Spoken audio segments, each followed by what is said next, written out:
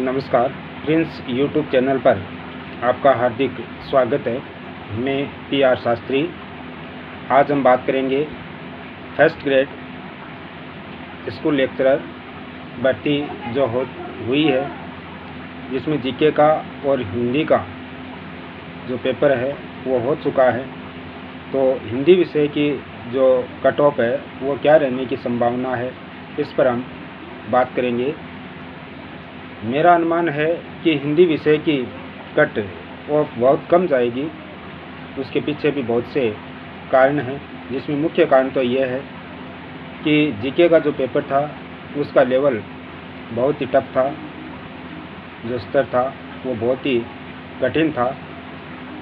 GK के paper में लगभग बच्चे क्वालिफाई भी नहीं हो रहे हैं, 40% अंक भी प्राप्त नहीं कर रहे हैं। इससे ये स्पष्ट होता है कि जीके का जो पेपर है उसमें जिसने 45% भी अंक बनाए हैं तो वो अपना जो स्कोर है वो अच्छा समझे, क्योंकि 40 से 45% अंक उसने प्राप्त किए हैं। जीके में बहुत से जो विद्यार्थी हैं उनका कहना है कि सर मेरे तो 29 क्वेश्चन सही हो रहे हैं, कोई बता रहा है 28 हो रहे हैं, 27 हो रहे हैं, 26 हो रहे हैं, 30 क्वेश्चन भी 75 में से सही नहीं हो रहे हैं।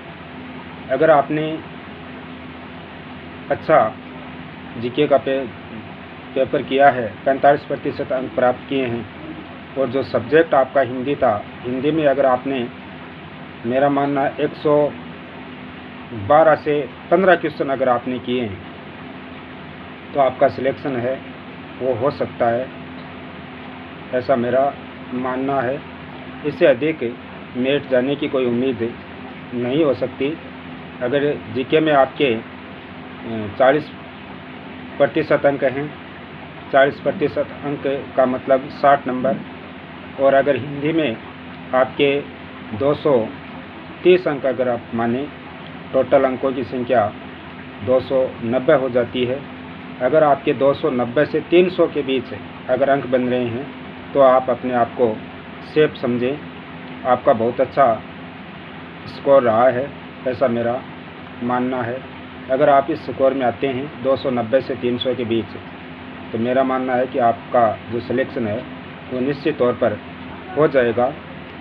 मैं ये हिंदी विषय की कट ऑफ बता रहा हूँ, ऐसा मेरा आंकलन है कि सामान्य वर्ग के जो विद्यार्थी हैं जिन्होंने 290 से 300 के मध्य अगर अंक अर्जित कर लिए हैं, तो जिसने प्रथम जो पेपर है उसमें 40% अंक हैं वो प्राप्त कर लिए हैं, तो निश्चित तौर पर उसका सिलेक्शन हो सकता है।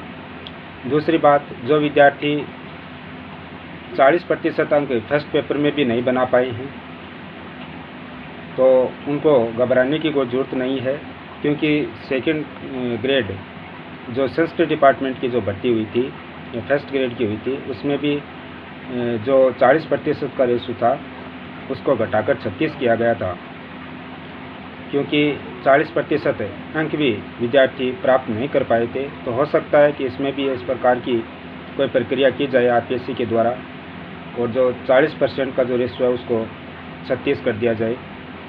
तो आपको भी घबराने की ज़रूरत नहीं है।